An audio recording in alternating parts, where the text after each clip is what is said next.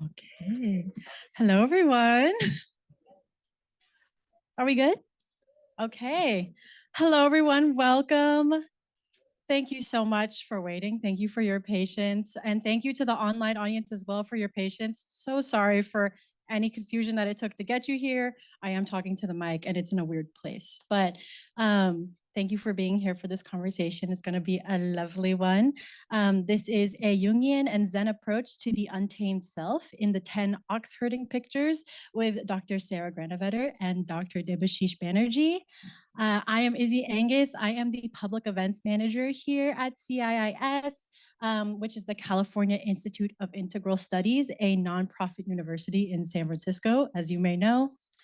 We're gathered here on our lovely San Francisco campus. We're also, oddly enough, gathered online. So as a representative of CIIS, I want to honor and acknowledge the Ramaytush Ohlone people, who are the original peoples and continual caretakers of this land. We are currently located on unceded Ramaytush Ohlone land, and Ramaytush or Yalamu is the Ramaytush word for both the people and the territories of what we know as the San Francisco Peninsula. If you are early in your journey and would like to learn more about Native lands, languages, and territories, please do visit the website native-land.ca. For our online audience, that is in the event description below this video. There's a great interactive map and you can learn more. Speaking of the event description, before we start, I want to go over a few general tips and troubleshooting items. We do have a Q&A after the conversation for this event. You can submit questions to the QR code for those in the room. It takes you to an online form. It's in the event description below this video. You can submit questions and it will zoom over to us in an iPad and it will make it to our presenters and we'll take questions that way. For those of you that are in the room, we will have an old-fashioned mic. So make sure that you raise your hand and ask your question into the mic and we can take your question that way. But please do keep your questions concise and not too long and winding so that we have time and space for everyone to participate if they'd like to.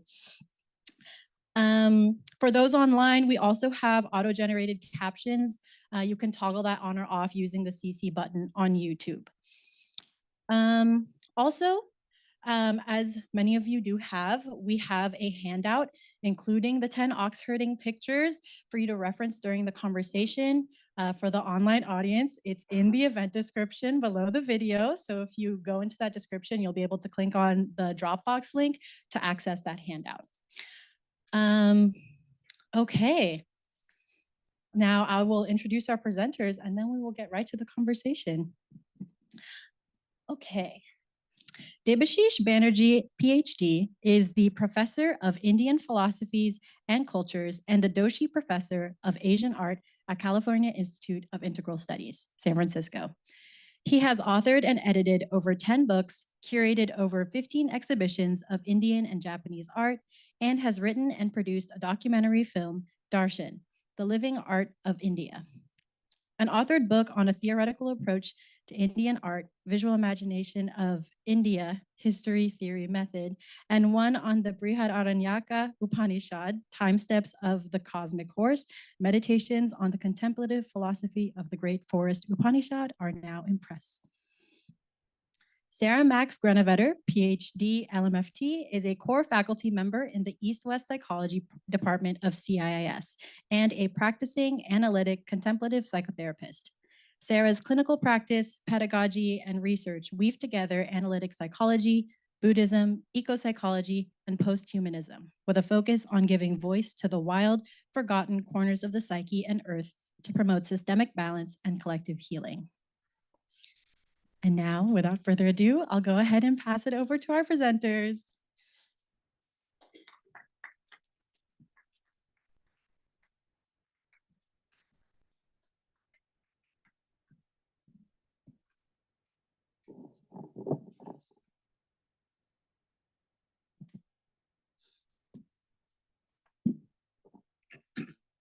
Thank you. Thank you so much, Izzy. And it's lovely to be with all of you and to have the pleasure of talking to Sara. This conversation is really about a paper Sara wrote and I'll really be an interlocutor. But we'll have a dialogue about the ideas in your article. The article itself, I think there's a link to the article for those who received the notice, is carried in the International Journal of Transpersonal Studies in a special issue on Buddhism and psychology, which came out last year. I edited that special issue. Most of the articles in that issue have to do with how Buddhism has come to the West and the problems of translatability. And in there too, what is the nature of psychology in terms of cultural psychology, things that change from one cultural context to another. That's an important aspect of that. And today's talk, that's based on the article that Sara wrote, has to do with the Zen 10 Oxherding Pictures. Now, perhaps many of you have already seen these pictures. The pictures appear in Zen books. They're all over the web. And if you've been to some kind of a Zen group, they're often taught. They're used as a teaching device. The 10 pictures are used to teach you how to train your mind, your consciousness, and arrive at the goals of Zen. The pictures themselves go back to China, to its origins in Shan Buddhism around the 12th century by a monk called Kakuan. He painted the 10 pictures and wrote verses related to each. And you can see that the beginnings of Chan Buddhism in China actually go much further back. They go back to at least the 6th century. And it develops in a kind of a fertile environment of Taoism. Taoism is really like the seed culture from which Buddhism, Chan Buddhism takes root and becomes what it is. It's important to realize that for two reasons. One is that the images themselves can be related to images of the ox and of masters sitting on the ox that turn up in Taoism. The other is that doctrinal Buddhism, Zen Buddhism has its doctrinal roots in a number of branches of Buddhism that go before it.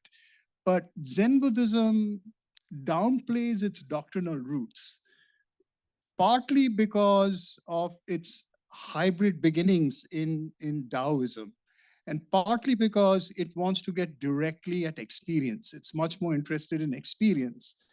So these pictures have been interpreted by a number of Zen teachers. As I said, it's a teaching tool. It was a teaching tool in China, in Japan, and now in the West. But as a teaching tool, it changes its inflections as it moves. And particularly when you encounter it today, you look at the pictures, you get the message, and it turns into something abstract in our minds. So that's one of the effects of translating a cultural teaching from one place to another. It becomes abstract. It becomes just a teaching, see.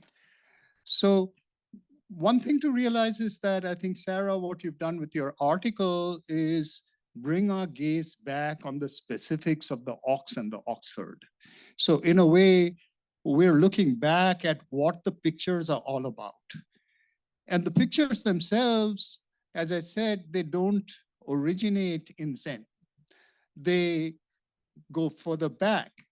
They go back to Taoism, and then they go even further back because we see images of oxes or bulls being tamed or even dominated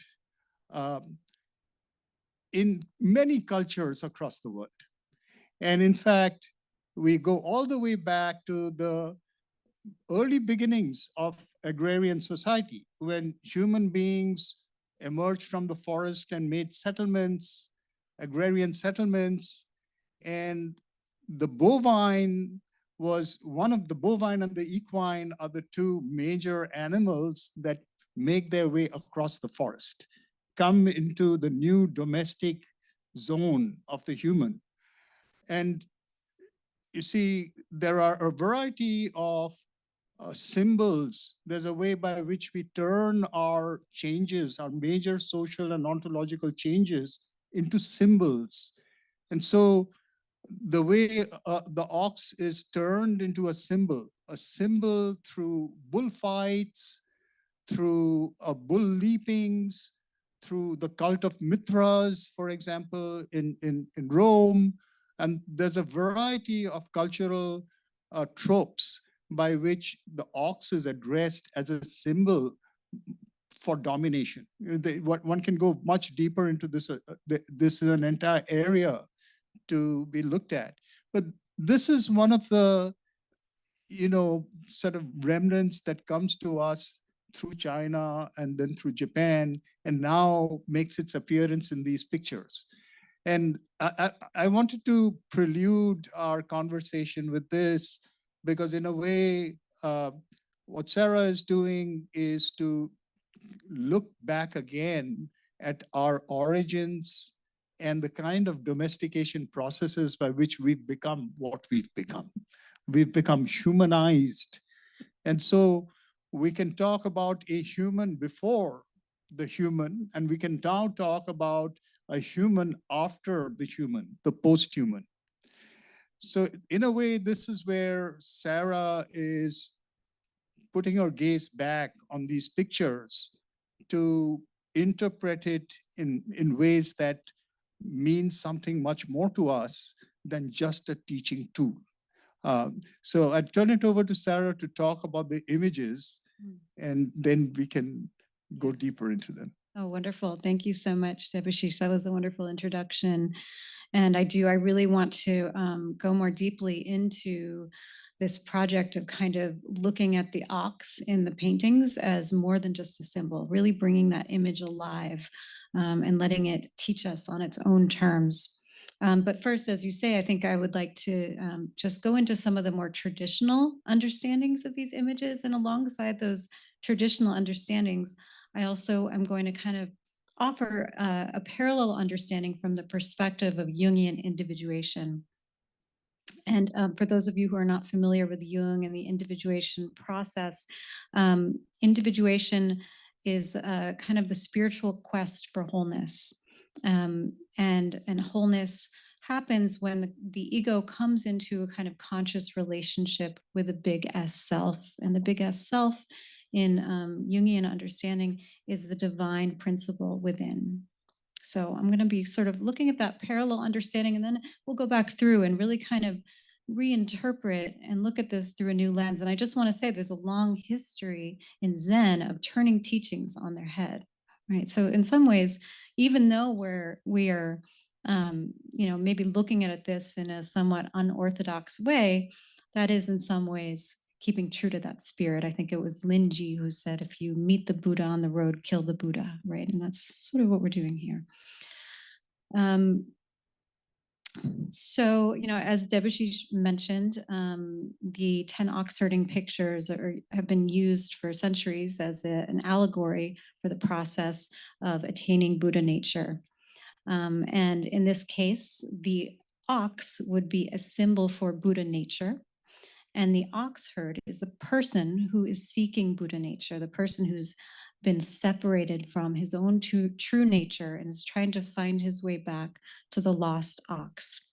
And I might sometimes use the word seeker synonymously with oxherd as I'm going through. So if, this might be a good point if you want to take a look at some of your images.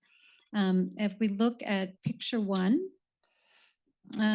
this picture is entitled, although there's many different versions of the titles, the title we have here is Searching for the Ox. And this picture depicts the ox herd searching in the wilderness for the ox. There's no ox in sight. And so this really represents the call to the spiritual journey, the beginning of the seeking path. And in this picture, the oxherd is still trapped in divided egoic consciousness. He's driven perhaps by a sense of emptiness and separation, a sense that something is missing. And it's very similar when we look at this through the lens of Jungian individuation. The individuation process is often thought to begin with the wilderness journey, the call into the unknown. This is the seeking phase, one where we're alienated, but seeking that kind of reconnection. And then if we move on to picture 2, this picture is entitled Seeing the Traces. And here the oxherd, as you can see, he sees the footprints of the ox. He sees signs of the ox and he begins to follow them, but there's no ox yet. And so in the traditional understanding, this is the phase of practice where the Zen student gets a deeper understanding of true nature with the help of the sutras, with the help of the ancient teachers. He begins to get closer to realization. However, at this point, the understanding is still more conceptual. It's still maybe somewhat intellectual. He sees the signs of Buddha nature, but he doesn't see the living body of the Buddha. And so we might think of this, if we're looking at this through the lens of Jungian individuation, as the segment of the journey where the self, the big S self, gives a sign. The ego has exhausted its usual ways of thinking and knowing. And in that state of surrender, the ego glimmers forward and gives him a sign of which way to go. So then if we move then to the next image, picture 3, glimpsing the ox. This image depicts the oxherd gazing at the hindquarters of the ox. The front half is hidden behind a tree. The ox is faceless here. And so in the traditional understanding, this is the phase where the seeker has experienced kensho. Kensho is a fleeting moment of initial awakening. It's a direct experience of ultimate reality, not through signs and symbols. And so this kind of full-bodied experience has occurred, but it's not yet complete, right? The realization is not yet fully internalized. It's liable to slip away again quickly. And when we think about why is the ox faceless here, the traditional explanation is that it's faceless because it cannot be symbolized. Direct experience of realization cannot be symbolized.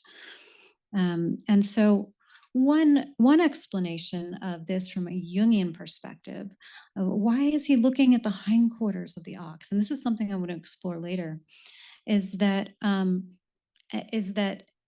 the encounter of the ox's hindquarters represents the visceral encounter with the shadow. The encounter with the shadow is the first doorway to the unconscious and the first step in the individuation process. And the shadow is also associated with the visceral, with the bodily, with what is the part that's usually not seen, confronted, or acknowledged. And so that would be one way of understanding this picture. And so now let's move then to picture number 4, catching the ox. And so we see here that the oxherd has a rope around the ox. He's wrangling with it. He's struggling to get it under control, right? And there's an accompanying verse here that reads, "If you want to tame it, you must lay on the whip." And so the traditional understanding here might be that this is the phase of discipline and training and focus in Zen practice, right? We've glimpsed Buddha nature, but it can easily slip away, right? We keep on practicing regularly, keeping a taut, tight hold on our tenuous grasp of Buddha nature. And then if we look at this from a Jungian perspective, one way of understanding it might be that this is the confrontation with the unconscious, right? This is the struggle to come into relationship with that which is bigger than and in some ways more powerful than the ego, right? That this struggle happens as we're going through the individuation process. All right. Anything else you want to add in any of this, Debashish? No, I think Okay. it's nice to. Okay, I'll just go through it and then we'll get to the meat of it. Meat, that's an interesting choice of word in this presentation. All right, so let's move to picture 5 here. Picture 5, taming the ox or walking side by side.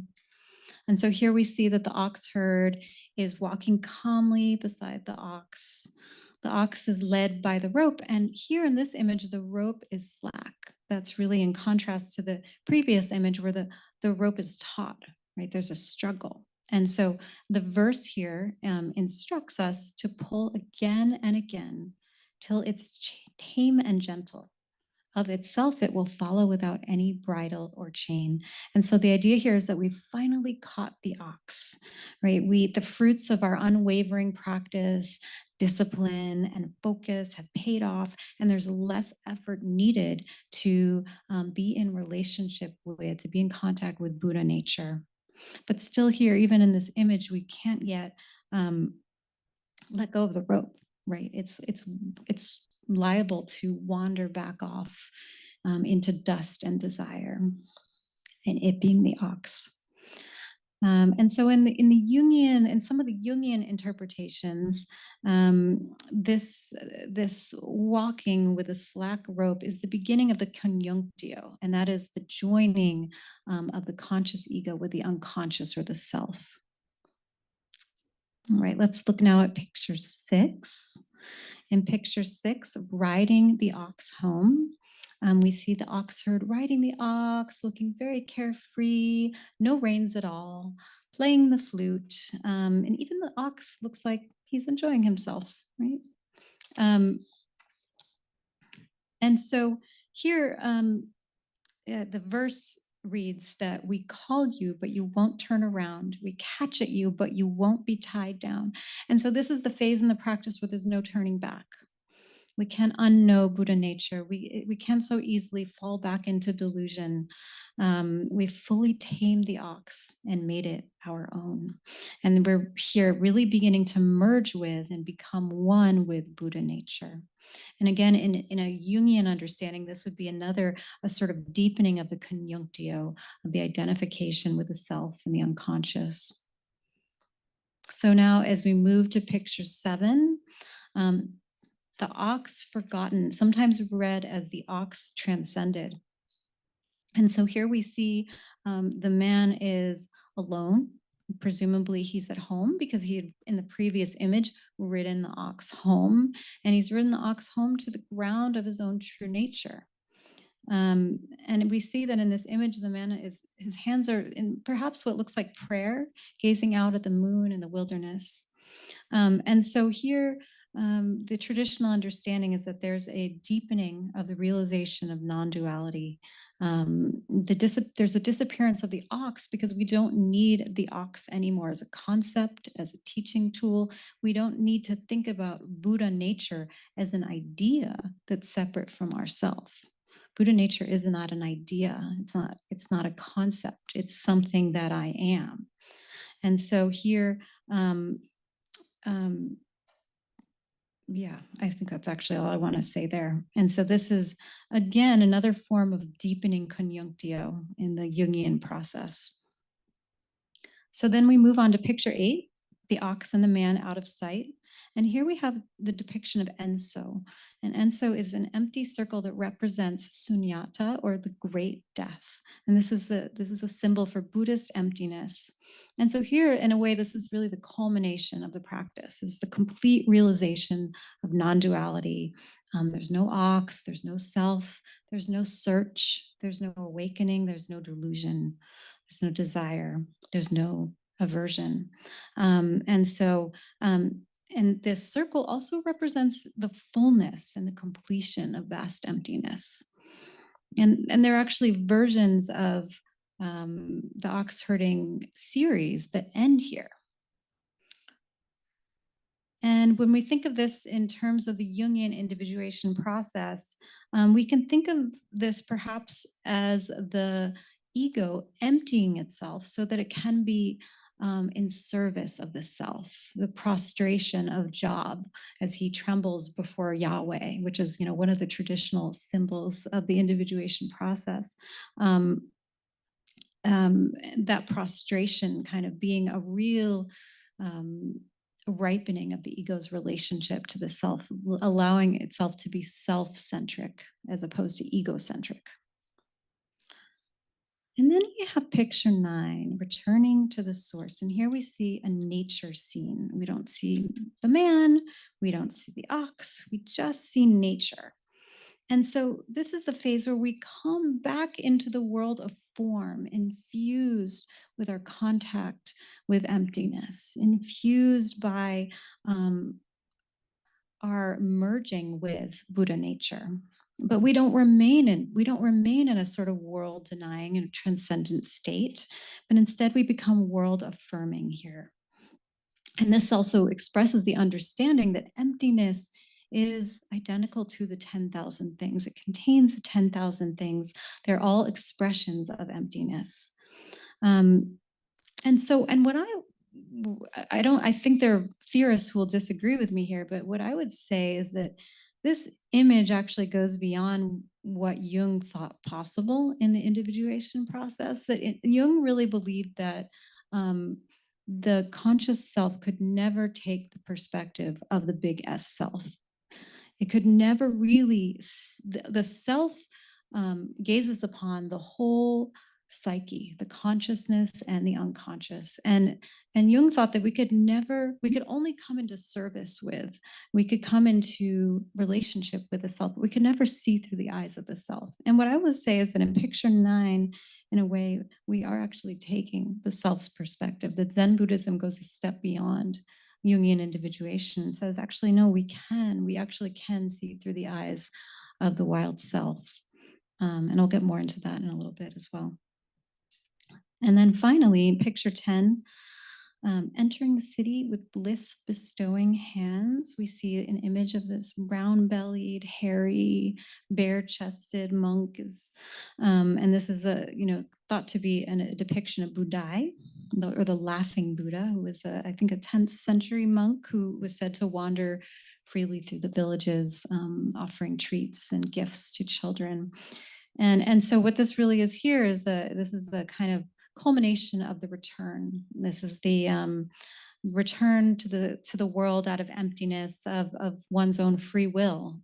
And this is also in some ways the fulfillment of the bodhisattva vow, right? That we return to the world out of emptiness in order to awaken others, to end suffering. And you can see that the Buddha is not afraid to get his hands dirty, right? At this stage, like dirty and clean are one. Delusion and wisdom are one. There's no need to stay immaculate. I would say that when we're thinking about the Jungian individuation process, this is really that stage when the ego has come into a conscious relationship to the self. So I'm going to stop there in terms of the traditional understandings. And I think I want to pivot now and just talk a little bit about these images from an ecological and a posthuman lens. Yeah. So Sarah, even before you do that, yes, I think it's nice to acknowledge that you've actually looked at so many interpretations, even of the Zen teachers who've looked at these images. right. And there's a degree of ambiguity there, is there not? Right. I mean, just like you pointed out with the taming of the ox, image 4, right? Yes. It's the 4th image. There's some different ways of looking at that, is there not? I think maybe acknowledging that, can you talk a little bit about that? Yeah, absolutely. I mean, I think it is important to note that even though I kind of went through some of the traditional understandings, there's by no means kind of one orthodox interpretation of these images. Even many Zen teachers will even give multiple interpretations within one explanation, and even in the verses themselves, actually, there's really ambiguity. I mean, in one of the verses, there's reference to the need to whip and tame the ox. And then in the next line, it says, the ox is wilder than ever. He will not be tamed, And so I think that these verses really invite an opening up. Right. Right. And then you also mentioned that some versions end with the enso, right? And Yes. then the next two images, I think three images, right after that, are True, yeah. sort of missed. Two images after Mhm. that are missed out. Yeah. And in this particular case, this deck that Shubun does, you have Mhm. these two. And in a way, that too talks about different interpretations, right? Oh, yes. Because if you end with the enso, to some extent, you're talking about a nirvana which takes you out, Mhm. and there's no return. It's almost like the void without any relation. It's a transcendence. You're free, but Right. what happens to the world? Right. Yes, absolutely. I mean, and I think that, and one of the important teachings in Zen is this sort of movement between emptiness and form. And so I think that, by sort of resting up in the cave in the mountain, we miss out on the other side of awakening, right? Which is in the 10,000 things. But also, of course, then there's a way that we're abandoning the world, leaving the world behind, just sort of in some ways taking advantage, of this experience. Right. Yeah. And then I think what was really also very interesting is you pointed to this picture 9, and you said in some ways it goes beyond Jung's idea of individuation, because you're actually seeing through the eyes of the unconscious. Yeah. And I think that's a really important point, because it has to do with, again, with the human and with modernity.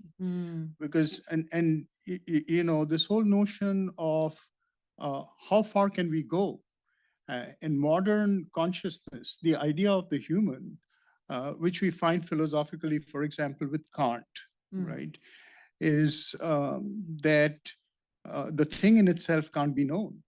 We can always approach it.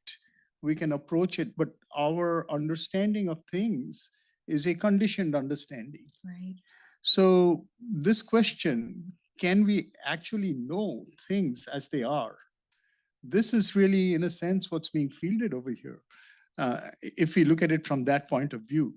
And it challenges our limitations, the limitations of our present understanding, on which we've built our civilization, really. I mean, it's not just an individual sort of notion, but our entire civilization is built on this idea that there is a hard line dividing us from nature. Right. And the best we can do is to tame it, to turn it to our advantage, or even to try to ameliorate its kind of ecology and stay.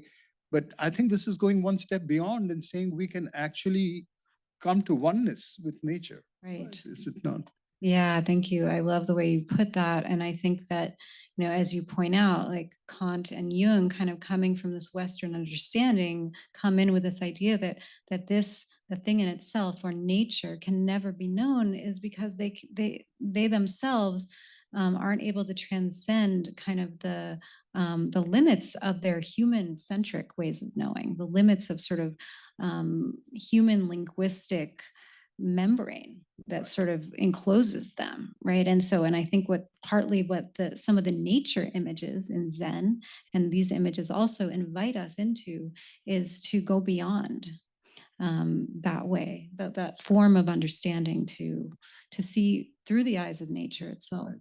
Yeah. Which is such a critical question today, because we are on the verge of this ecological disaster, one may say, with our Yes. civilization. Right. And the real question is, after trying so hard to master nature, to understand nature, to build simulations of nature.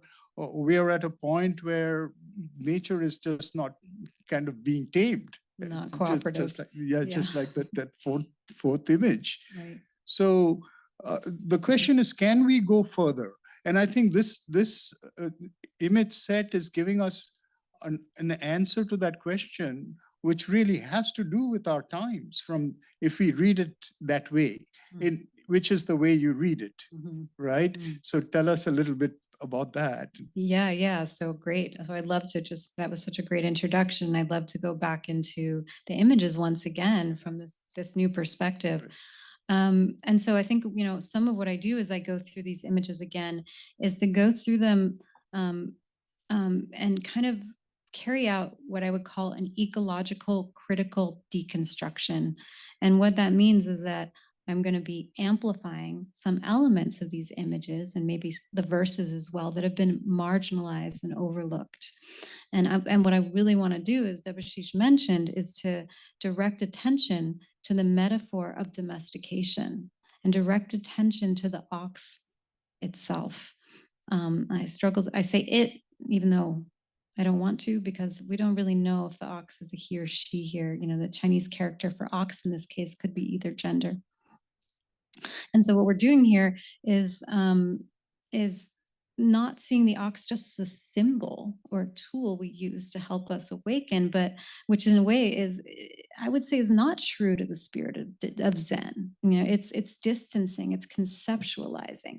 And so, what I'm doing here is just helping this image come alive, really having us turn towards this full body grass breath heaving creature that comes through in these images, and kind of asking the question, how does this tension between wildness and domestication and the human and non-human in these images kind of relate to the process of enlightenment or individuation? Also, how does it kind of relate to what you're speaking to, this collective reorientation towards nature that we're being called to embody? And so before I go through that, I want to just define this term I'm going to be using as I go through these images, and that's the term wild other. This is borrowed from Bill Plotkin.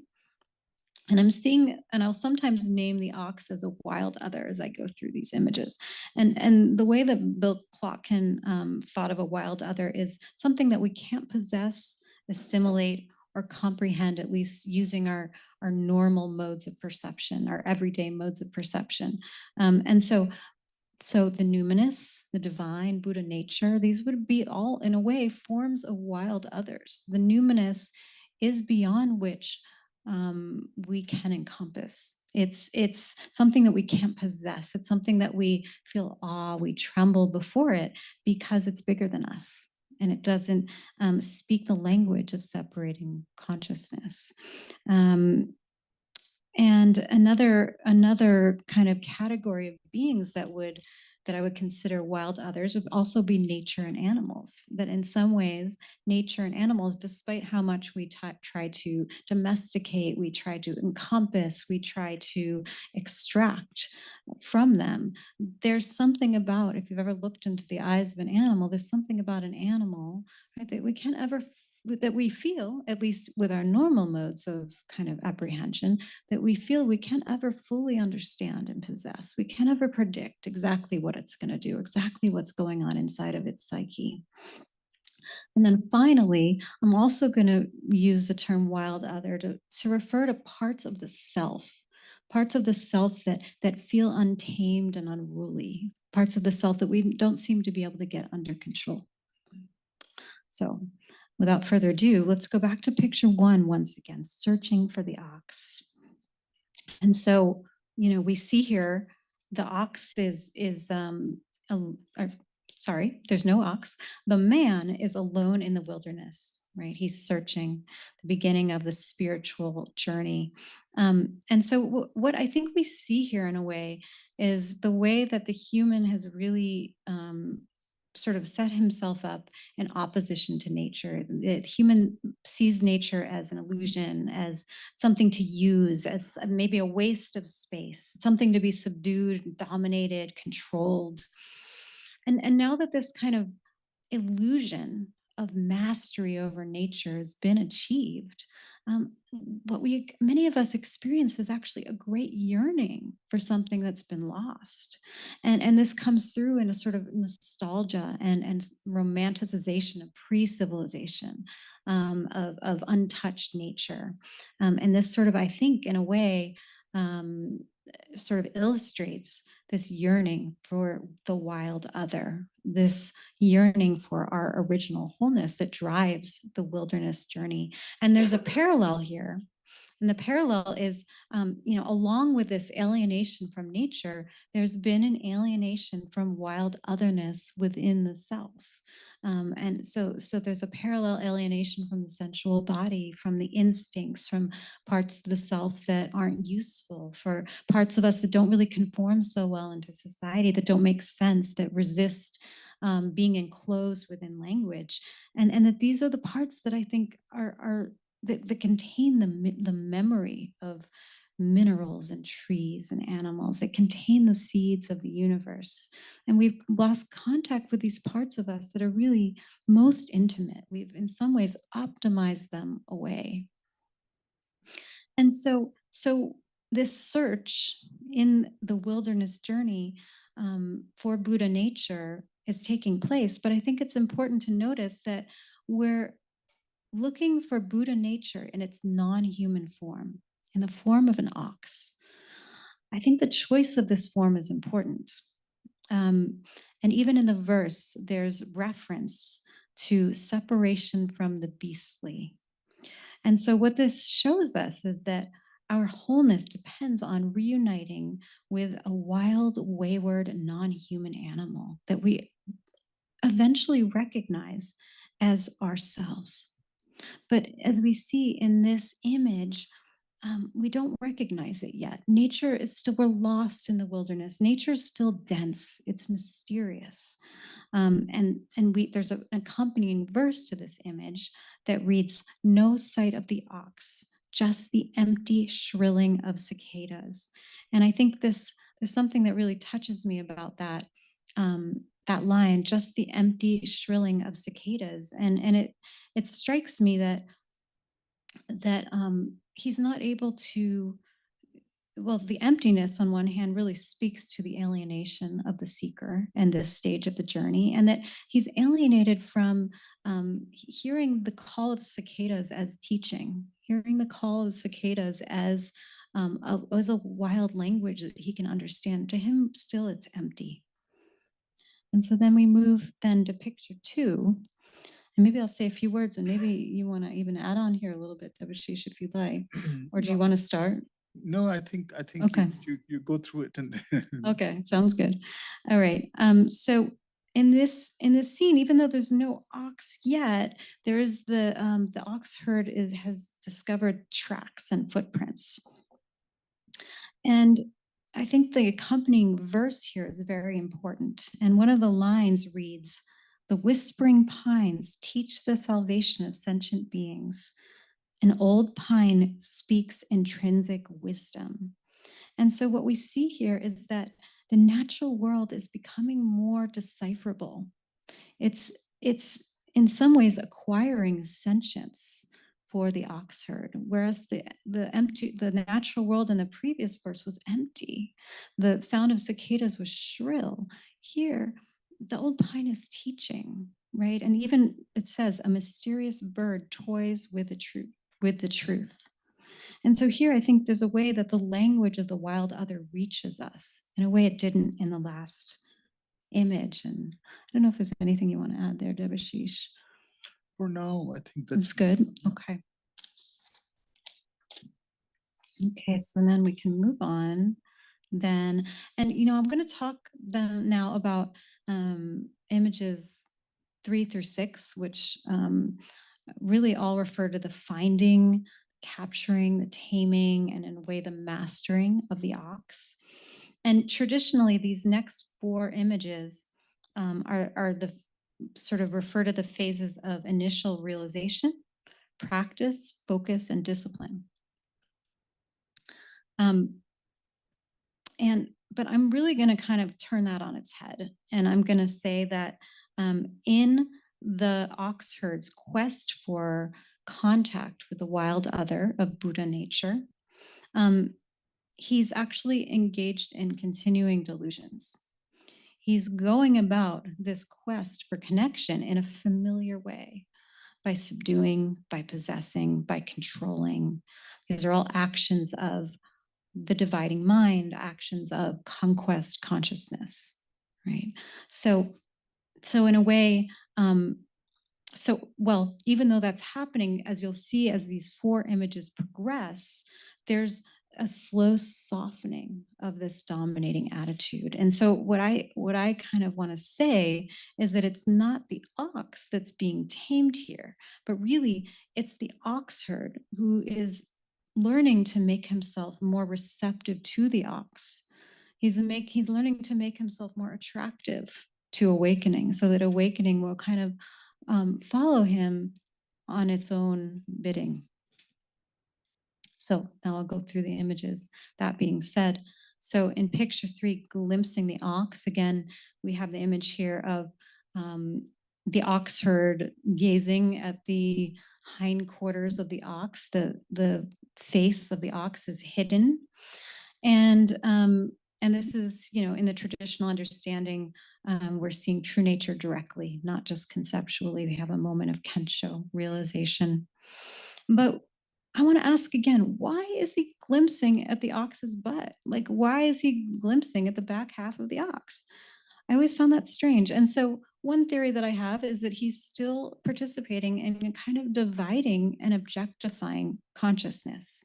The ox is still an it and not a thou. Without a face, this wild other is still a thing that he can possess. There's no face to look back at him, right? Just like he can't really hear the teaching of the old pine if he just sees it as lumber. And here he can't really receive the full teachings of the ox as a wild other if he's just gazing at its behind as though it were the section of a rib roast, right? As opposed to kind of allowing the deep liquid eyes of the cow, if you've ever seen those, to kind of teach him directly. And so here, in a way, nature is without a face. It's without sentience. It can't yet fully awaken us when we see it in this way. And then now move on to picture 4. I have a lot to say here. This is the catching the ox. And we see here, again, this is the picture where the ox herd has a rope around the ox. He's fighting, he's struggling, he's wrangling it. And traditionally, the understanding is that this is the phase of discipline, of focus, of really kind of yoking realization to make it stick to us. And so my reinterpretation would be then that this is actually, this image depicts a failed attempt to relate to Buddha nature or the wild other on its own terms, that he's actually still engaged in a kind of grasping, acquisitive type of consciousness, trying to possess it. And I think what this really to me speaks to when I look at this image is like the kind of unquenchable thirst many of us have for the lost intimacy with the earth, with the wild ground of our being, this unquenchable thirst that might go into addictions. I think Gabor Mate talks about this, like the realm of the hungry ghosts, might go into addictions. But I think in some ways it can unconsciously be acted out through through love as a form of domination of nature. Right? We loving nature so much that we want to extract every bit of oil from it, loving nature so much that we want to like get so many deer antlers on our wall, so we can just look at it all the time, so we can so that we can eat as many hamburgers as we can. I don't know, maybe that's going too far. But we're so filled with this desire for the wild ground of being that we seek to possess it. And the ox herd is seeking to possess the ox here. And in a way, he's possessing it in a way that devours it and thus makes it run away and disappear. The ox is not yet attracted to him in this image. And so maybe some of us can relate to that in the way we pursued a romantic partner at some time in our lives, right? Have we ever loved someone in that way, right? Where, where we wanted to devour them, and just how did that go? Did they, and so, and even the meditation hall, I think that can happen. I know for myself, sometimes I'll have a moment of kind of, of samadhi, a moment of deep realization. Some part of my brain will go, that was great, you just had it, you got it, and then of course, where does it go? It's gone, right? As soon as that kind of attitude comes in. And I think another way of thinking about this here is that perhaps the man is attempting to yoke and capture the ox because he's experiencing kind of a primal anxiety about his relationship to it. David Abram really talks about this primal anxiety we feel when we really apprehend our vulnerability to, our interconnection with, and our dependence on nature. This terrifies us. And so perhaps what the man is trying to do here is to kind of bring the ox into his own horizons of experience. He both fears and desires the ox. And so he thinks, I'm going to bring you into my world. I'm going to make you domesticated like me, not on your own terms. And we do that with pets, don't we, in a way, right? When we look at the proliferation of pets compared with the rapid disappearance of wild animals, we notice that we really like being able to, kind of connect with the deep numinosity of animals on our own terms. If there's anything wrong with pets, I love them as much as you may. And so, and one more thing I want to say about that is I think here that perhaps this grappling, this attempt to possess the ox and make the ox more like him, to bring the ox into his world. You kind of reference that where you talk about kind of bringing the bovine and the equine and out from the forest into the human world. It represents this kind of fear of coming undone in contact with wild nature. And actually coming undone is exactly what happens in these images, right? There's the great death, and then there's the resurrection into the nature scene where we're reborn again into a 1,000 non-human pieces. And so we'll talk more about that in a minute. All right, so moving on to picture 5 here, taming the ox. And so in this picture again, we see the ox herd is holding a slack line. The ox is walking calmly beside him. And this is maybe traditionally the phrase of practice where our discipline has paid off, and we don't have to put in so much effort. The ox is now tame and gentle. But I feel really, really dubious of this explanation, honestly. I feel like something isn't adding up for me here. Like, has the ox really been domesticated through use of force, through tethering, through whipping? Is that why the ox is calm and docile now? Is that really how Buddha nature works? Even Dogen says, no traps or snares could ever reach it. Has the ox really finally been snared? My alternative explanation is that what this picture portrays is a ripening of the ox herd's consciousness, a softening towards the wild other. The slackened rope shows a softening of this possessive hold on the untamed other. And then the ox, I think, now walks calmly beside him because the ox herd's consciousness is transformed, because the ox now doesn't want to run away as much. And here we see the ox can exist beyond the man's desire from it. With that slack rope, he has a little bit of room. Okay, so let's move from there to image 6, riding the ox home. I'm not going to say too much about this image, but in this image, again, we see the ox herd riding atop the ox. And he's playing his flute. He's allowing himself to be taken home by the ox. And what we see here is that the conscious self has realized that it's no longer the prime mover. He's surrendered to being moved. He's been carried home by the wild other. There's no purposeful human action happening in this image. He really joins the ox in meandering and in being wild. And so the Jungian interpretation here is that this is a form of conjunctio. And so what I want to say here is that this conjunctio, this joining of the man and the ox, is actually a kind of posthuman conjunctio. The oxherd becomes kind of a centaur here. He begins to speak the language of nature through his flute. And so I think here that this is a kind of the beginning of the man's posthuman, non-human becoming. All right, now picture 7, the ox forgotten.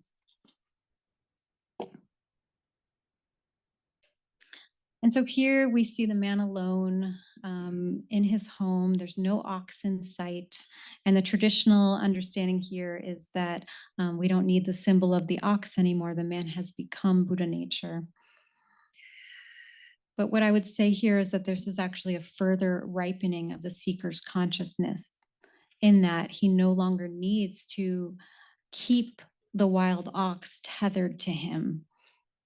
He doesn't need to tame it or even ride it, even though in the riding of the ox, he's surrendering to the ox's rhythms. The riding atop an animal is still in some ways a symbol of mastery.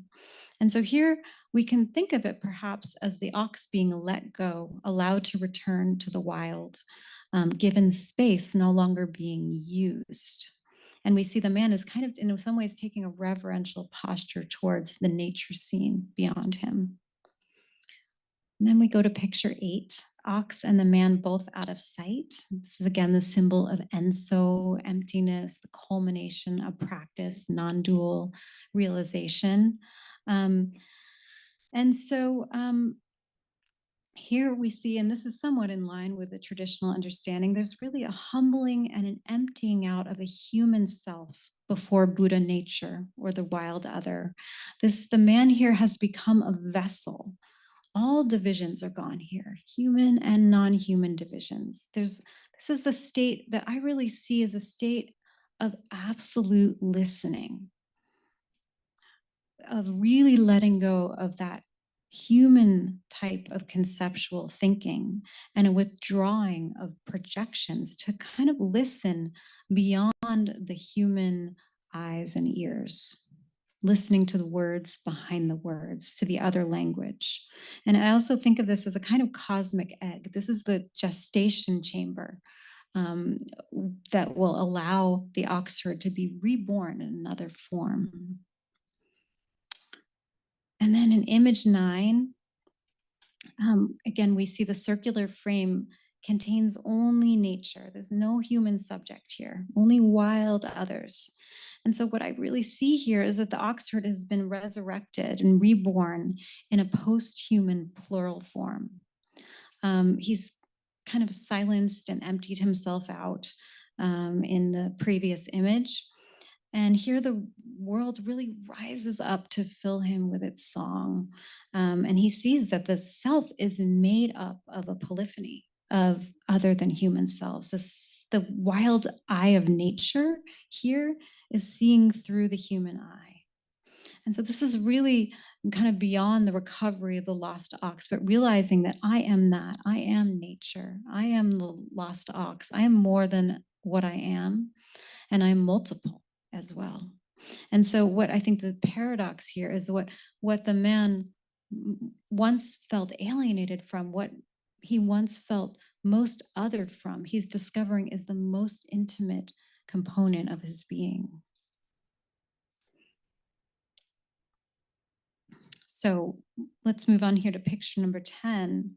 Entering the city with bliss bestowing hands. Again, we see the laughing Buddha. We see Buddha here, bare chested, hairy chest, big belly, talking to another individual. And so I think this self here is really reinstating the I-thou relationship.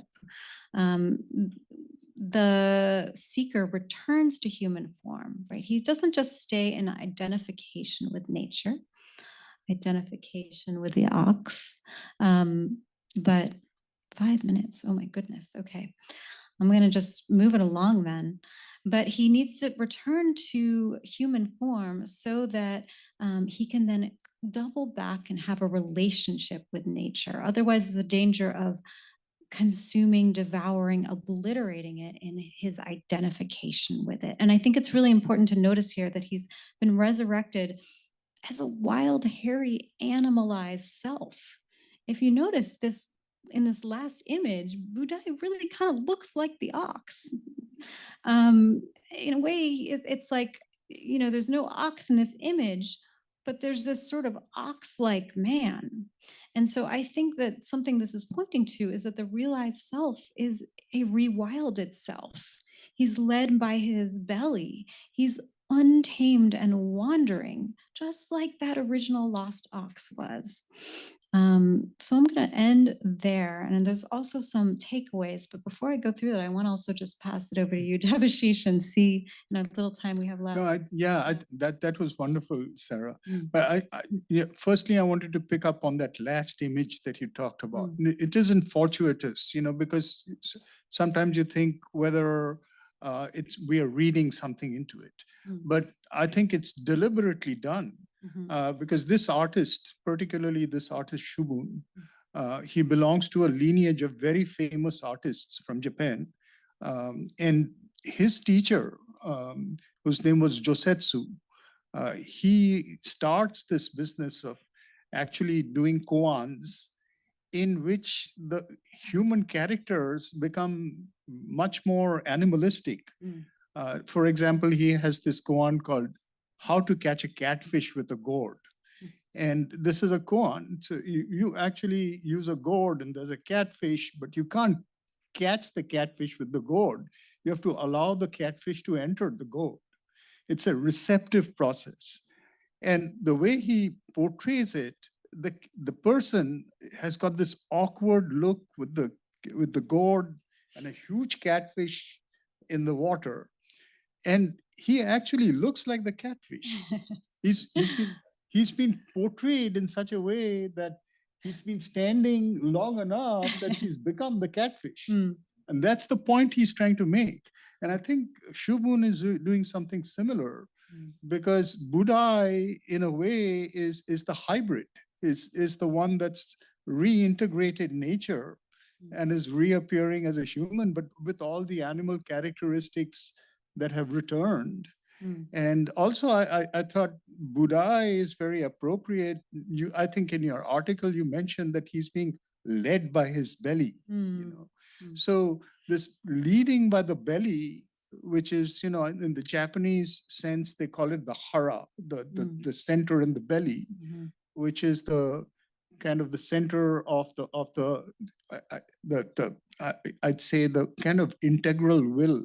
So a will that's one with nature. The belly is also like the enso, right? It's this round belly. Yeah. It's as if the wholeness of nature is actually drawing him, and he goes wherever he wants to go. But I'd like to also draw attention, since you went through this whole thing and talked about the posthuman. It's really important to realize the importance of this. And the fact that, if you don't end with the enso and actually end with these other images that we see over here, it's a process of increasing receptivity to nature rather than a process of trying to tame nature and bring it into our designs. Right. And I think that's what posthumanism is trying to do. And so one of the first things that we need to do is change our metaphysics, because metaphysics, we think metaphysics is a distant thing, but we've absorbed it, we've assimilated it. We all live with certain faith, with beliefs, and these beliefs are in us.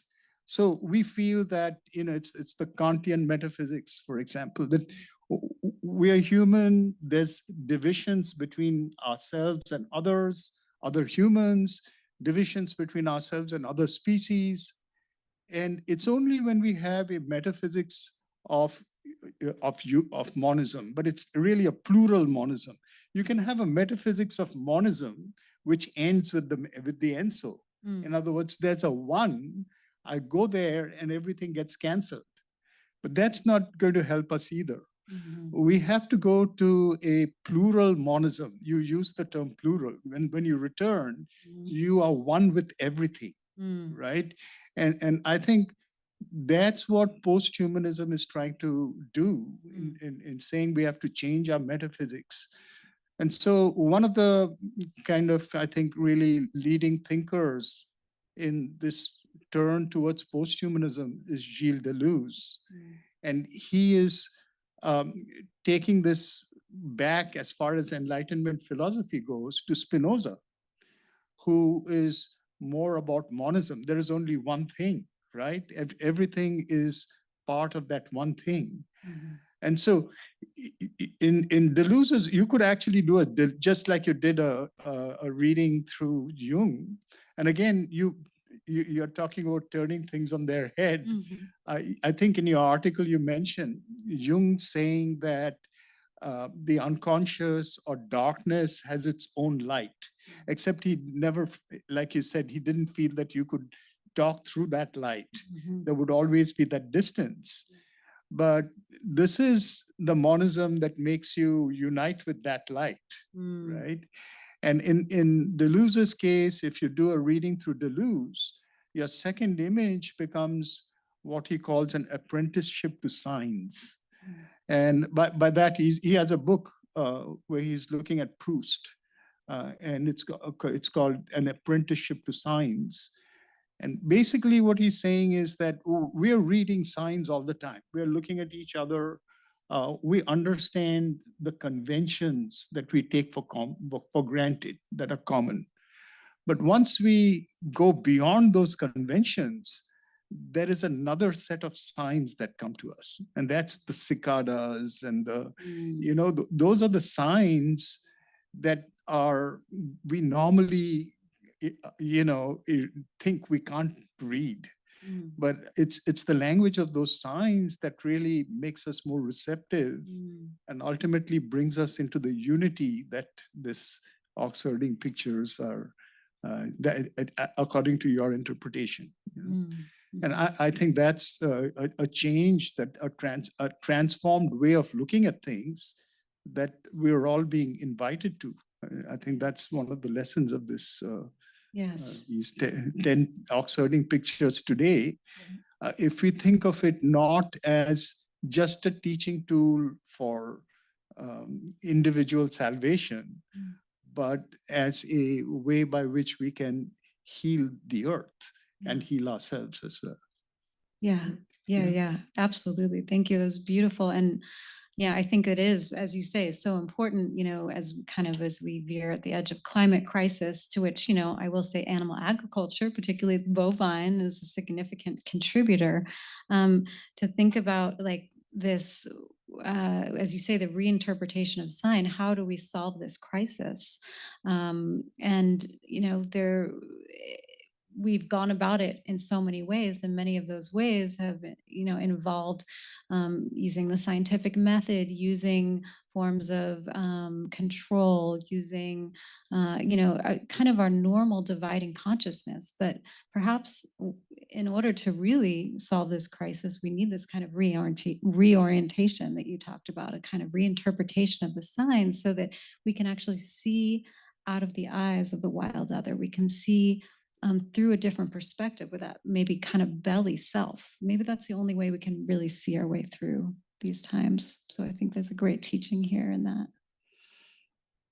I think with that we can stop. Yeah, I think that's a open good it to spot. questions. Yeah, absolutely. Yes. Hello, hey y'all. This iPad is for you. So we have some questions coming in from online, and then also we'll take them from here. So I will come around with a microphone if you raise your hand. I think somebody raised his hand right there. Yeah, right. one, two. Well, I'd like to thank you very much for the deepening of my understanding of the 10 Oxherding Pictures, but also taking from picture 2, seeing the traces, and Dr. Banerjee's wonderful analogy of the signs, thinking of the signs as being mythological cultural symbols that point to these differences in how we approach the whole question of reunifying the self with nature. The thing that strikes me is the way in which the bull becomes substituted with the dragon and the serpent in Western cultural traditions. And the juxtaposition between the slaying of the dragon, which is even more violent and oppositional than even the ambiguous taming of the ox.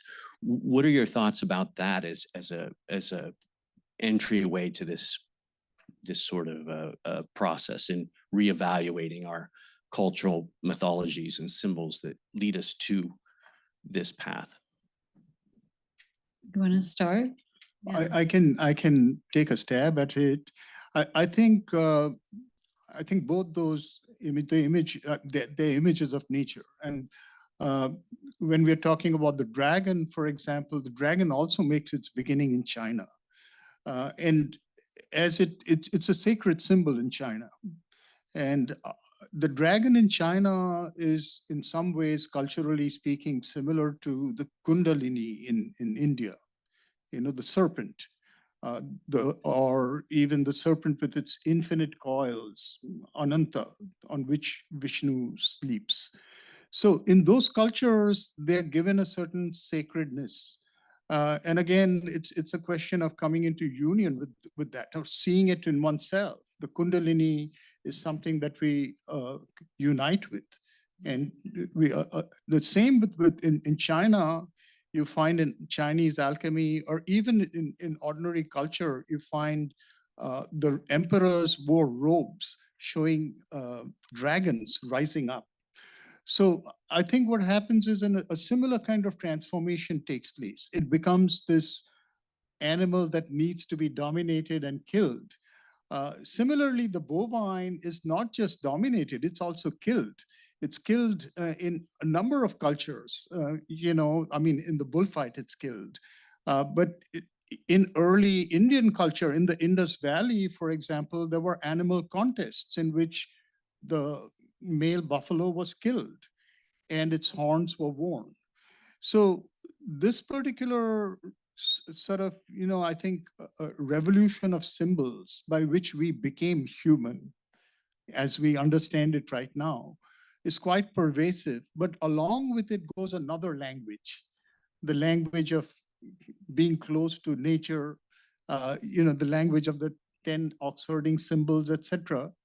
And I think today the importance that articles like Sara's are drawing our attention to is it's important to sort out these symbols and have the right ones, put the right significances on these things. I just want to add on, you know, one thing that came to mind as you shared about the dragon was that even the dragon myth is kind of undergoing an evolution in the West as well, you know, in some ways akin to the Oxherding series, right? That we've moved now from the myth of killing and slaying the dragon to, you know, the popular movie series, How to Tame Your Dragon. And, you know, my daughter's reading the Dragon Masters series right now. And there's even a chapter in the Dragon Masters series where there's a group of people that say, oh, you're a dragon master? Well, we call ourselves dragon friends. And so, you know, it's just really interesting to see, you know, how kind of some of what the oxherd went through and his sort of revisioning of his relationship to the ox is sort of happening in some ways as we kind of grapple with this symbol of the dragon. Yeah, so re-signifying, I think, is a really, and here it was a question of reinterpreting that Sara is doing. So reinterpreting, re-signifying, taking a step back and understanding who we are and who we need to be is really important, I think, at our juncture in history.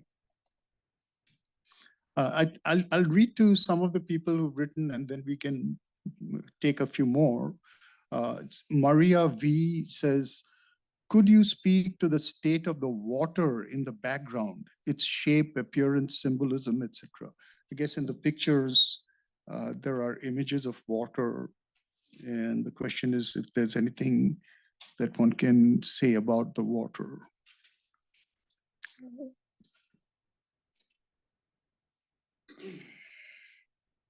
Huh.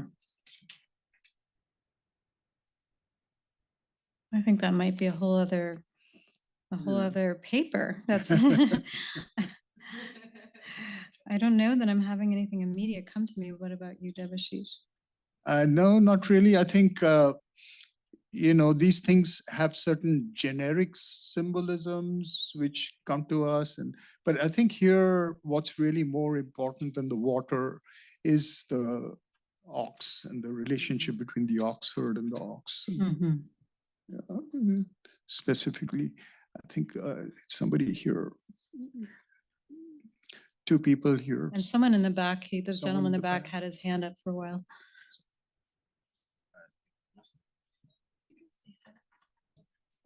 Beautiful speech, both of you guys. I had a question in relationship to, is it Debashish? Sure. Mentioning cultural psychology and as it's transferred from one culture to the next. I love how Sara is taking the individuation journey and tying it with the oxherd Zen Buddhist metaphor. The first time when you were describing the 10 pictures, when you went to the picture 7, I believe you said something to the effect of the oxherder is able to transcend delusion.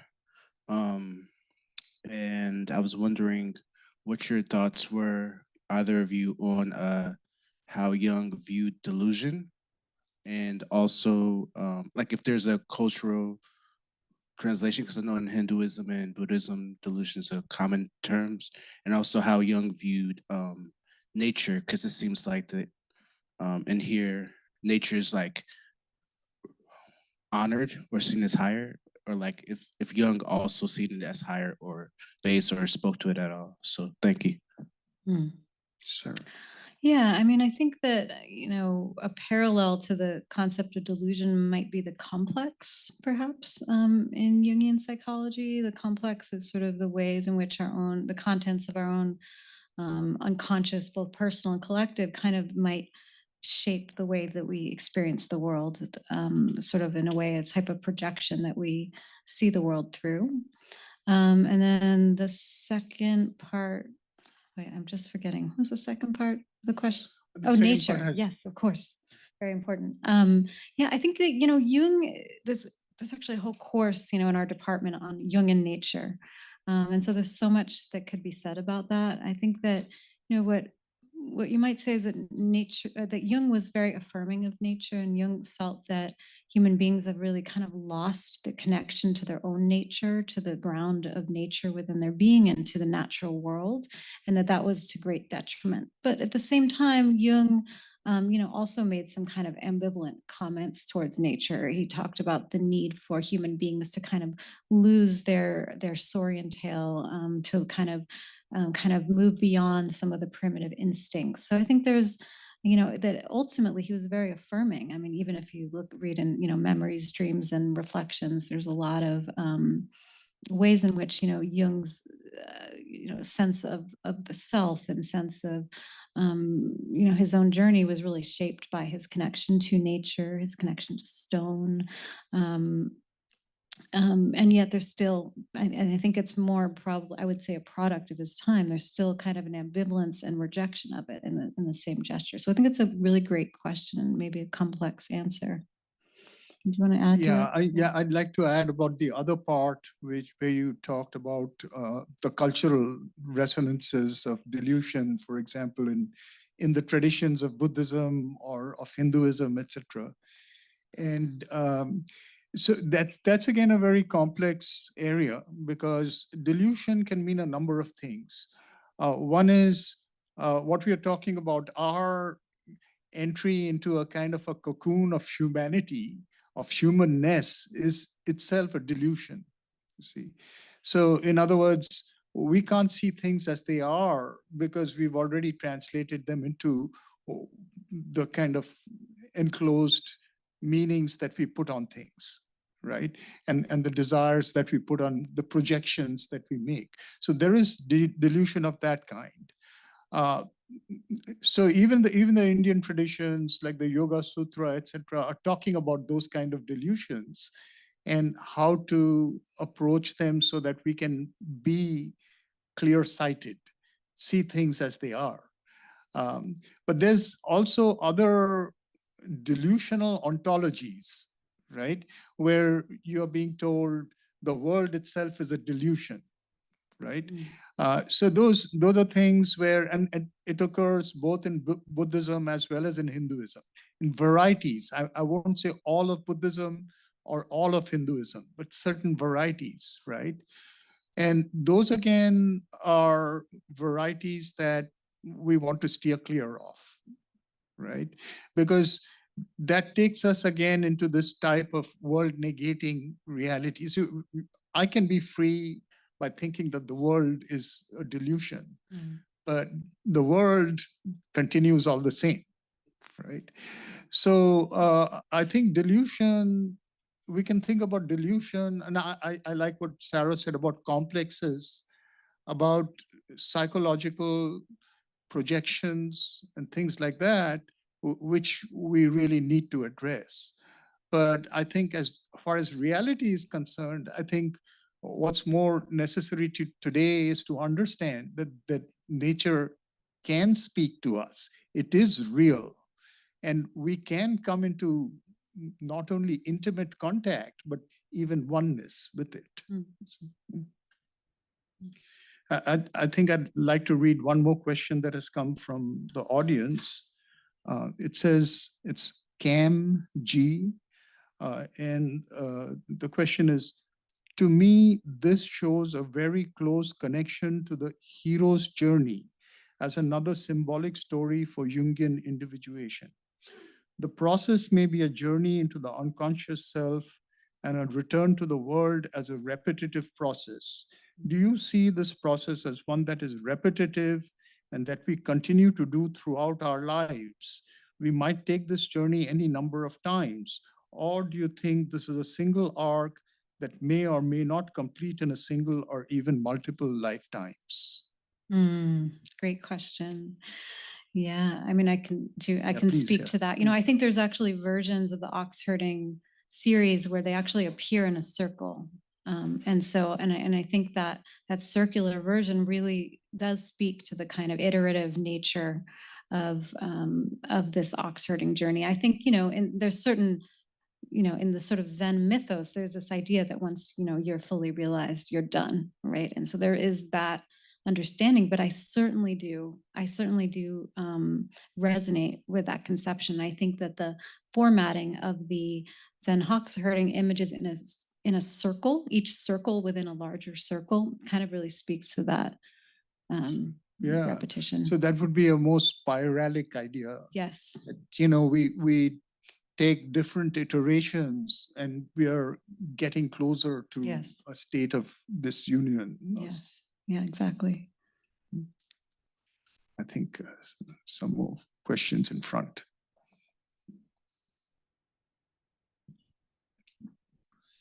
Hi. So just a quick thing on the water thing.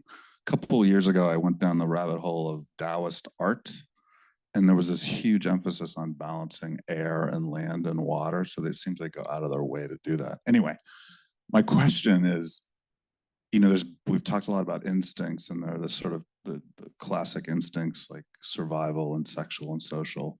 And I'm curious, there are a couple contemporary Zen people who talk about the spiritual instinct and that like the compulsion that can grab one and drive one. And I'm curious if that's come up in the Zen side or the Jungian side of this.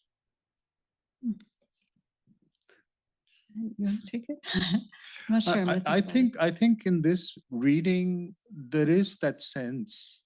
I think in this reading, there is a sense. I think the very first image, one way of reading it would be a spiritual instinct. And even in the image, if you look at the image, it's this person who has taken a step into nature. And there is a certain kind of an awe and wonder. And I think something awakens in us, which is its own instinct. It's an instinct for wholeness. I think Haridas Chaudhuri also talks about it, the sort of something like an instinct for wholeness, which may be hidden, but at a certain point in our lives can suddenly awaken. And I would think that it's worth theorizing. Yeah. I like that idea of the spiritual instinct. And I think that in a way, when you say that, I think about, well, whose instinct is it? Is it within the human who seeks, or is Buddha nature itself kind of its own animal?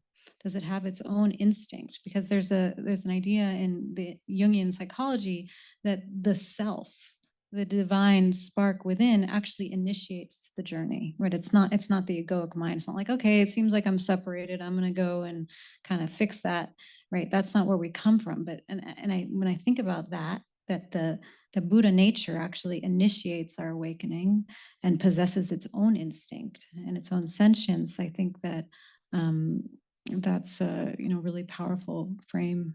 So thank you. Yes. I think there's another.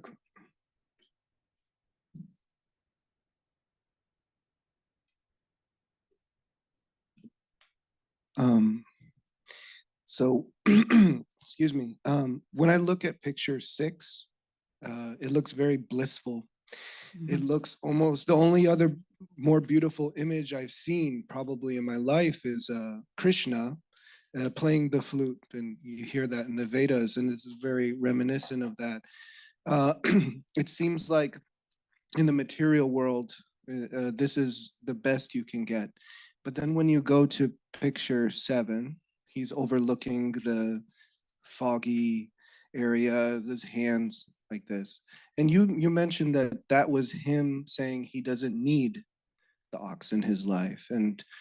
But you never mentioned anything about death, grief, and these other ideas which are so central to Buddhism. So I wonder, is that implicit as well, that this ox, I mean, because no one would want to go from picture 6 to picture 7 unless there's grief there, that that you're able to do that, because no one would want to leave picture 6. It's the most blissful thing. So I guess my question is, you've Jungified Zen through these pictures, but could we also Zenify Jung, in the sense that, as the second question from the internet, the person asked, like, is this one big arc? And he mentioned that it's a heroic journey, and that's how Jung looked at things too. So I wonder, though, does Jung ever, are there examples in his writing where deep grief and disappointment and death have actually been the things that have helped the person reach, a more godlike way of being? Beautiful, thank you. Well, I mean, I think one thing that I will say is that I think that there is a reference in Jungian thought to sometimes an enormous loss being an instigator to the wilderness journey, to the individuation journey. What you're speaking to there reminds me of the Dark Night of the Soul, right? Where there's a sense of this irreparable loss, but that loss was so necessary, and I think you're sort of associating it with some of the later images, whereas I would have associated it with the earlier image as something that instigates the journey. But yes, there's no reason why it can't be present throughout, right? At each stage in the journey, when something's gained, something's also lost at the same time. And that experience and surrender to the loss is sort of part of the seasoning of the seeker's journey. Anything you want to add there, Debashish? No, I agree. I agree. Grief can start the journey, as you said. It's almost implicit, as also in Hindu teachings, and in the Bhagavad Gita, for example, Krishna will say, people come to me for a variety of reasons. One of the important ones is grief. But I think what you're talking about with regard to the state of union where, that image number 6 in fact, that image has been reproduced so many times of the entire set. That's the one image. If you want to reduce the set to something that's popular and that's you discover on walls of people, it's image 6. Because yeah, I agree that there's something so idyllic about it. It's life. You're perfectly in union with things, and you're playing the flute. The voice of nature is going through you. But yeah, I think there's more to it, because there is the fact that, a larger realization backgrounds it, which is a realization that addresses death in that sense, that there is a seeking for something that goes beyond whatever we can experience in our everyday lives, So I think that it's a point very well taken. Yeah.